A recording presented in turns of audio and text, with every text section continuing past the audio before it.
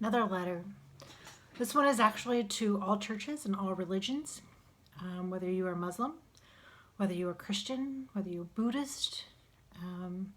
Doesn't really matter which religion you are. This letter is for you. And I have to like take a moment because all of these thoughts are really rushing in. But let me just say that as our country is voting tonight, whether to choose Democrat or Republican, left or right, as we call it here in the United States, we have a lot of needs. We have a lot of people that have needs.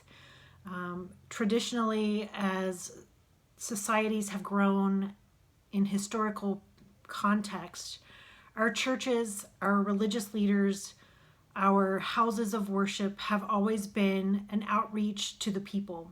It's always been to satisfy a need that we knew was there. In the way I look at it, they were the left foot. Our government was the right foot. Our churches and our societies, religions were based on being able to fill the left side. Being able to fill those needs with poor people, those needs with people that were out of work for whatever reason had happened, those people that were able to give an uplift in spirit, in psychological help, should those tough times arise. Those people that knocked on their neighbors' doors and asked if they were okay when they saw that the lawn wasn't mowed, instead of being irate and angry and causing a rift in the neighborhood because it hadn't been mowed. Religion taught you to go knock on that neighbor's door and say, hey, what's going on? I see that your yard's not mowed. Can I mow it for you? Is there something that I can do to help you? When there was a death or anything that happened in the world that we are now looking to government to solve, and it's because our churches have or disappearing. They're getting bad raps from people that are being extremist, that are trying to bring back a religion in a wrong way. And I want to just say that knocking on your neighbor's door, that is what a religion is all about. It is about reaching out your hands and extending whether it's money, whether it's time, whether it's effort, whether it's just a prayer. That is what our religions were made to do, is be that left foot. The government would take a right foot and church would be there to take that left foot. I just want to say that if you're not knocking on your doors of your neighbors, if you don't know your neighbors, if you don't know the people around you at work, if you don't know what their heartaches are, what their trials and tribulations are, then you're not being a good religious person. I don't care whether you're Buddhist, a monk, I don't care who you are. If you don't know what the needs are in your community, in your neighborhood, in your area, then you aren't being a religious person in any respect. And I just want to say that if we were doing our job as religious people and filling the needs of the people that are hungry, the people that don't have jobs for whatever reason, outstretching that hand when we see a need. Today I saw police officers that went and actually repaired a basketball hoop for some kids that were playing basketball out on the street. That is what religion is, guys. I don't care if you're in a church. I don't care if you're doing it out on the street. I don't care what place of worship you call, but that is what religion is. That is what the divine being said that we were to do with each other, was to help fill those needs, to be a community, and a real community. I don't mean making a neighborhood where there's sidewalks. I mean knowing all of the people in your neighborhood that are using those sidewalks, making it really nice for the kids that are coming by your door. I saw a guy that was, he saw a kid that was, coming through his driveway and was, using his bicycle through his driveway. So he made a race course in his driveway so that this kid could actually do the race course in his driveway. That is religion.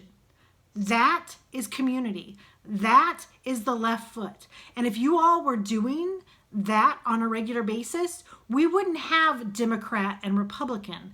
We would have Republican. We would have the right foot saying, you don't need to have an abortion, because guess what?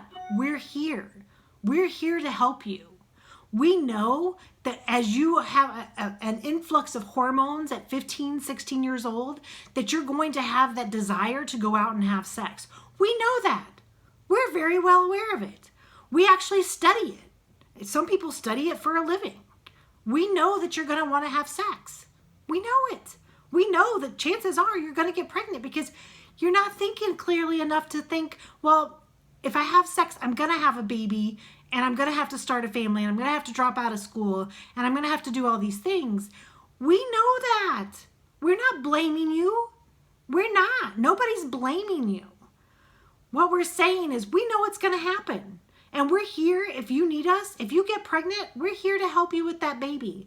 We're here to help you to make sure that you get to go to, finish high school so that you can be a good mom to that baby. We're here. We don't look down on you. We actually know that you have fulfilled a higher purpose through God of proliferating the earth and just done it in a more timely fashion than most. You listened to the call and you acted.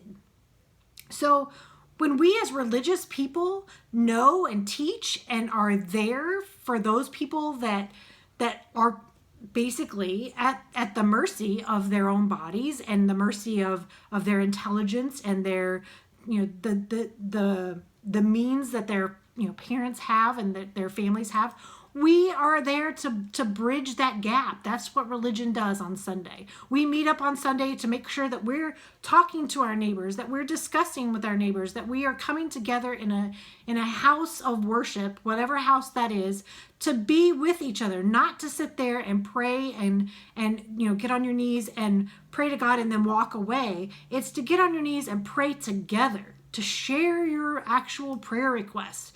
And then when you hear those prayer requests, to be the arms and the legs of God and making sure that those requests are actually taken care of, that we're meeting the needs of the people. If you do that, social programs, they're not even needed. We've bridged the gap so well that you don't need a social program. You don't. Not if you're doing it right. You know how to do it right. It's been done right before, right? Just like you were 21 once, right? Your body knows how to be 21. What would happen if you expected, said, you know exactly how you were at 21. Restore yourself. Restore yourself. You know how to work at 21. You know how to make sure that I'm thirsty when I need water. You know how to make sure that I'm eating the right things because you need something that's in them and you know where to get them. You know that. Restore yourself. So I'm telling you, maybe God will help you restore your body if you start looking at the world and saying, restore yourself. You know how it's done right. You know. You are very well aware you've done it right before. And I'm not going to take anything less.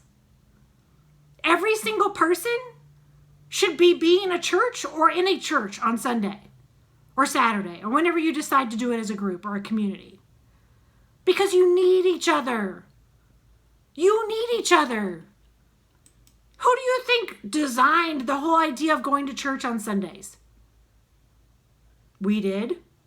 The world did. Because what did we learn? What did the world learn? That it knew. It knew that you needed to be somewhere together, all in one place.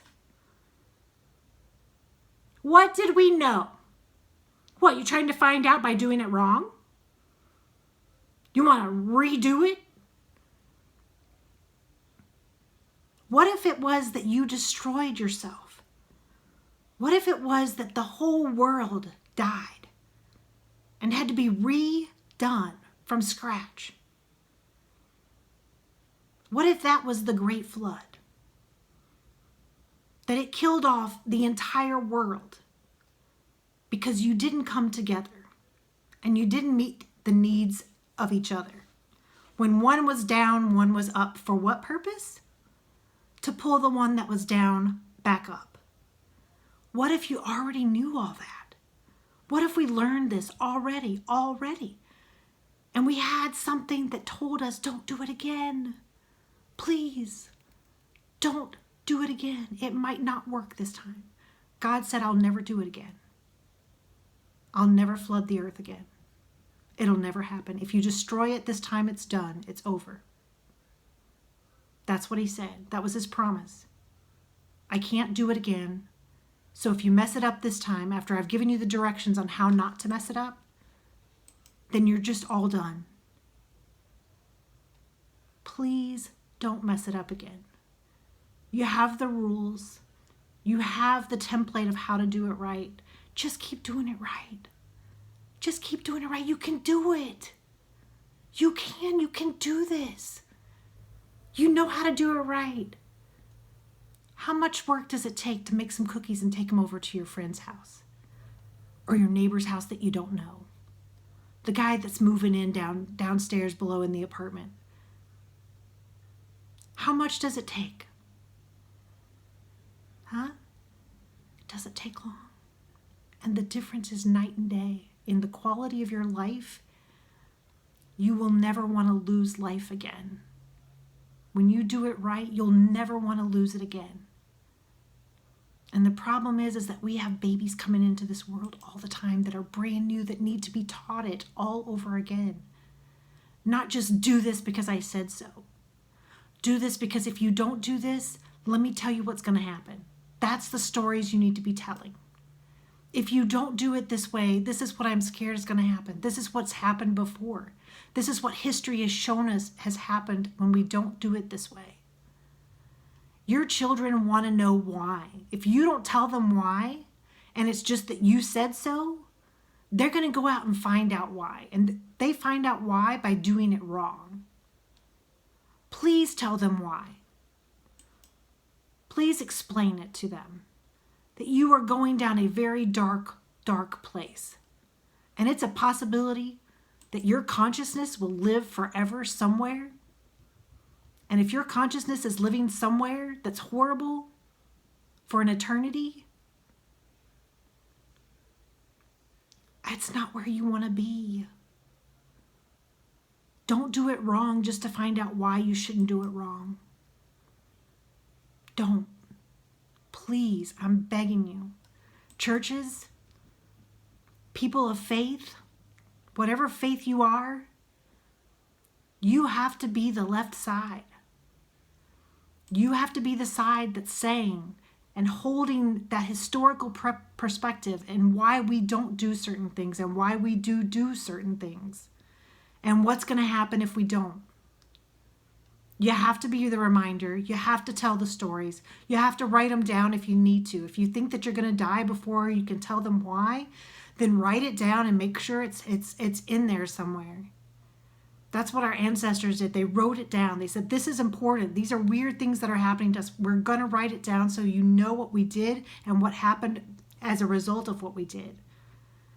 If you're doing something and you don't know which way to go, write it down. Hey, this is happening. This is a decision I had to make. This is the decision I made, and this is what's happening to me as a result of it.